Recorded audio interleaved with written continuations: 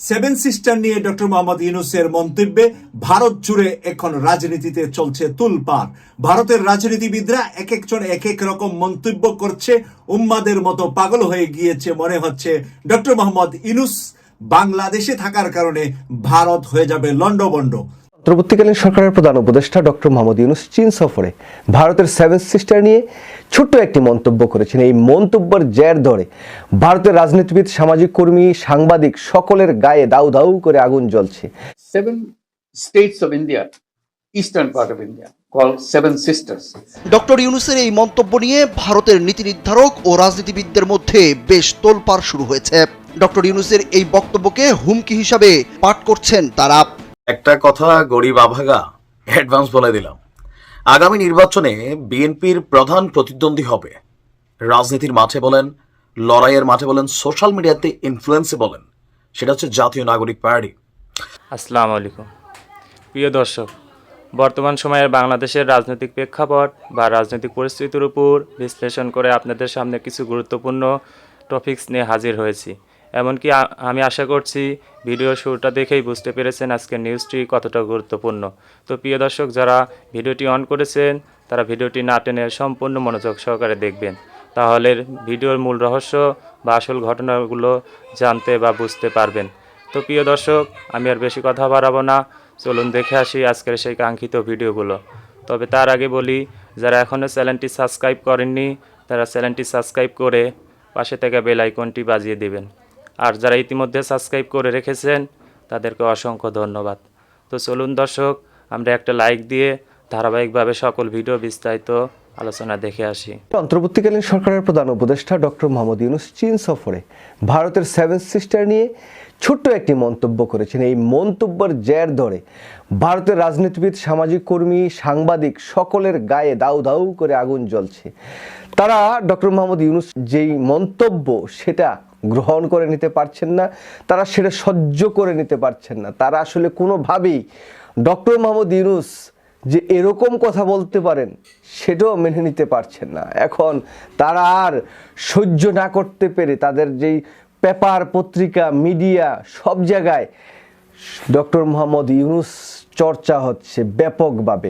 Doctor Mohammad Yunus সেই চীন সফরে ভারতের এই সেভেন সিস্টার নিয়ে কী এমন মন্তব্য করলেন যে তারা এখন গুম, খাওয়া দাওয়া সব কিছু বাদ দিয়ে শুধু কেন ডক্টর মোহাম্মদ ইউনূস এই কথাটি বললেন, কেন তারা সহ্য করতে পারছেন না?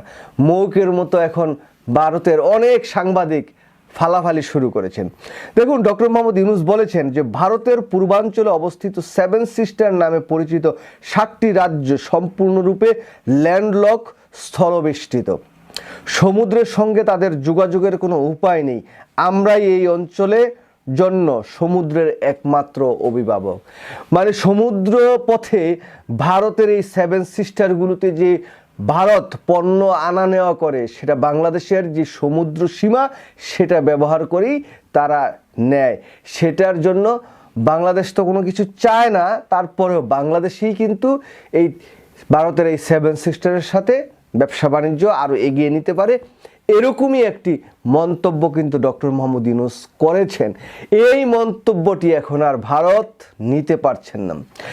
দিল্লির পক্ষ থেকে সরাসরি ডক্টর মোহাম্মদ ইউনূসের এই বক্তব্যের কোনো জবাব না দিলেও ভারতের কূটনীতিক, ভারত এই দিল্লি সরকারের সাথে সম্পৃক্ত অনেকেই নানা প্রশ্ন তুলছেন। তারা বলছেন যে 1971 সালে বাংলাদেশটা যে স্বাধীন হয়েছে, বাংলাদেশের মুক্তিযোদ্ধারা যেই সশস্ত্র সংগ্রাম করেছিল পাকিস্তানের বিরুদ্ধে, সেটা নাকি তারা করে দিয়েছে।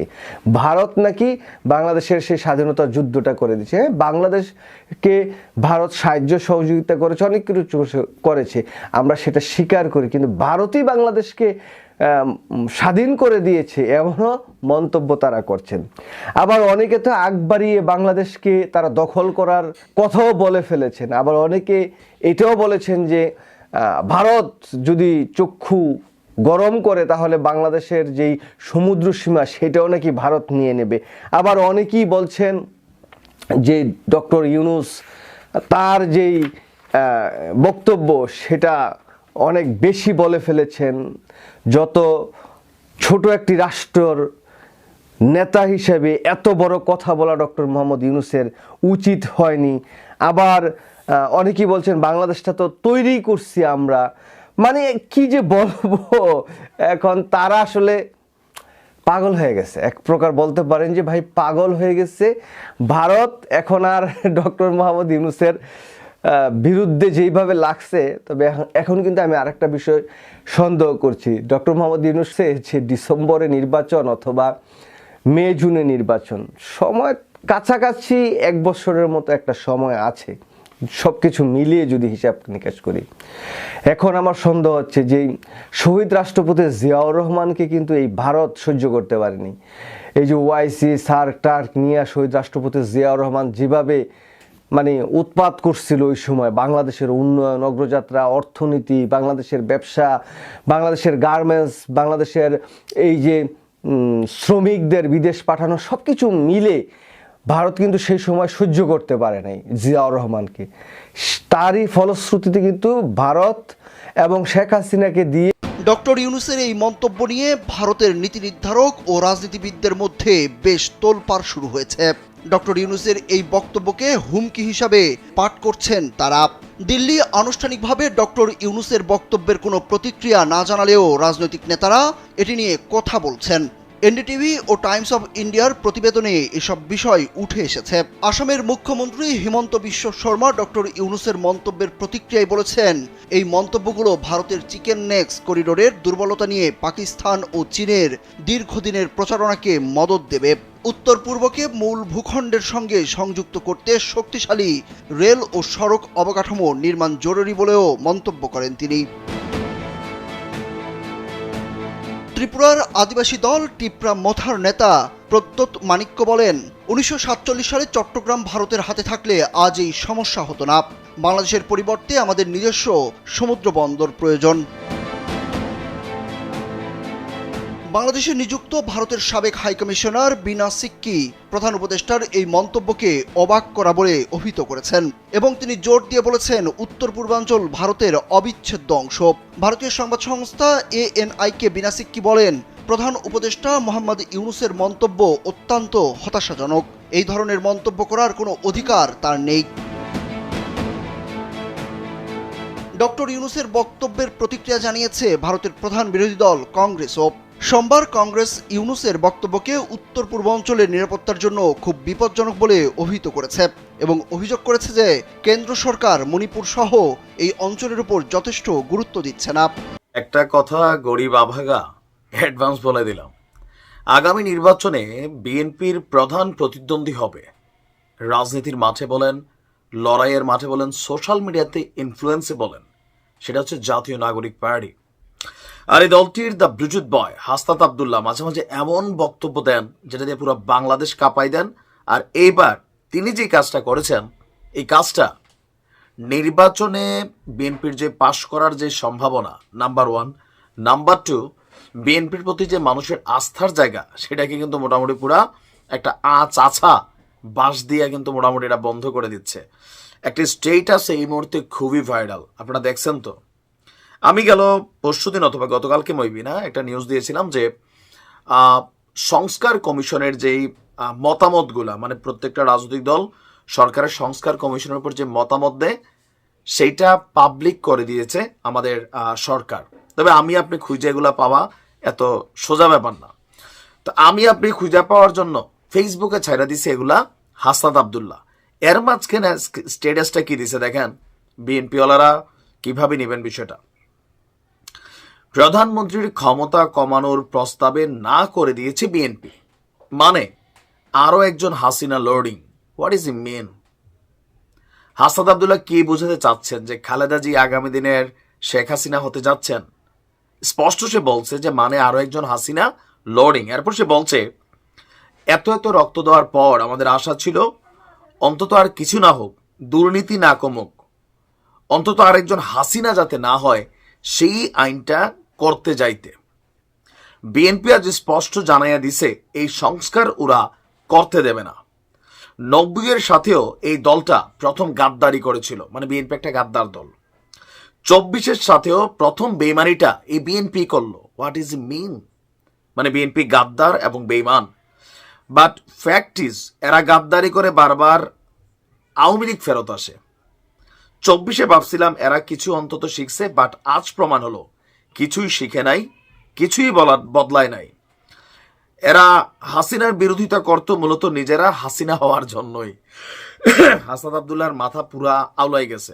কেউ কেউ বলছেন কথা সত্য, কেউ কেউ বলছেন যে না তোমরাও তো শেখ হাসিনা হওয়ারই চেষ্টা করছো, কোন দিকে কম। আচ্ছা, এরপর সে বলছে নাগরিক পার্টির অবশ্যই এই সংস্কারের পক্ষে দাঁড়াতে হবে, প্রয়োজনে এই দাবিতে আন্দোলন করতে হবে। ডক্টর ইউনূসের জন্য এটা একটা টেস্ট কেস, বুঝলেন?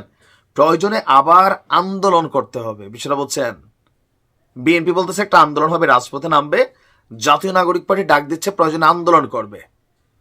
আচ্ছা, বলা হচ্ছে যদি একটি রাজনৈতিক দলের কথা শুনে প্রধানমন্ত্রীর ক্ষমতা না কমান, যদি এই মিনিমাম সংস্কারটাও না করেন, তবে প্রমাণ হবে আপনারা জনগণের সরকার না। এটা ডক্টর ইউনূসের উপর একটা তাত্ত্বিক প্রেশার ক্রিয়েট করা হচ্ছে। এরপর একটা রাজনৈতিক দলের সরকার প্রধানমন্ত্রীর ক্ষমতা কমান, হাসিনা হওয়ার রাস্তা বন্ধ করেন, এই দেশার কোনো জুলাইয়ের ভার সহ্য করতে পারবে না। পুরা গাছে বাসে আগুন লাগাই দিছে। শব্দগুলা প্রয়োগ দেখছেন, গাদ্দার, বেঈমান, বাটপার, মানে মোটামুটি যা যা আওয়ামী লীগের উদ্দেশ্যে এতদিন বলতো, এখন তারা এগুলা বিএনপির উদ্দেশ্যে বলতেছে। তো এখানে অনেকেরই বক্তব্য যে নির্বাচনটা দিতে সমস্যা কোথায়? এই যে প্রস্তাবগুলো সংস্কার কমিশনের আসছে বা জাতীয় নাগরিক পার্টি যে জিনিসগুলা চাচ্ছে, এগুলা করার দায়িত্ব তাদের হাতেও কিন্তু সুযোগ আছে। কিভাবে? প্রথমত নির্বাচনের মাধ্যমে তারা যদি পাশ কইরা রাষ্ট্র ক্ষমতায় যায়, নাসিরুদ্দিন পাটোয়ারি তো গ্যারান্টি দিছে ওরা নাকি ক্ষমতায় চলে যাবে, জাতীয় নাগরিক পার্টি। দেন নির্বাচনী ইশতেহারে আপনারা এটা জনগণের কাছে পৌঁছান যে জাতীয় নাগরিক পার্টি গেলে এই করবে, বিএনপি গেলে এই করবে, তারা এটা বলতেছে। তো নির্বাচন দিয়া আপনারা পার্লামেন্টে যান, দেন যা যা দরকার সংস্কার সব করেন। এটা বিএনপির বক্তব্য। ভোটের কেন আপনারা হইতে দেন না? নিজেদের দল গোছানোর জন্য। এখনো কোনো দল রাজনৈতিকভাবে তাদের প্রার্থী নিশ্চিত করে নাই, লোকাল এলাকাতে প্রচারণা দেয় নাই, কিন্তু জাতীয় নাগরিক পার্টি এই ঈদকে কেন্দ্র করে তাদের নেতাকর্মীরা টোটাল নির্বাচনমুখী প্রচারণা দিচ্ছে। বিএনপি সম্পর্কে এই গুরুতর বিস্ফোরক অভিযোগ বিএনপি কিভাবে দেখবে? দেখা যাক এটার রিয়াকশন কি আসে। প্রিয় দর্শক, আমি আশা করছি নিউজটি সম্পূর্ণ মনোযোগ সহকারে দেখেছেন।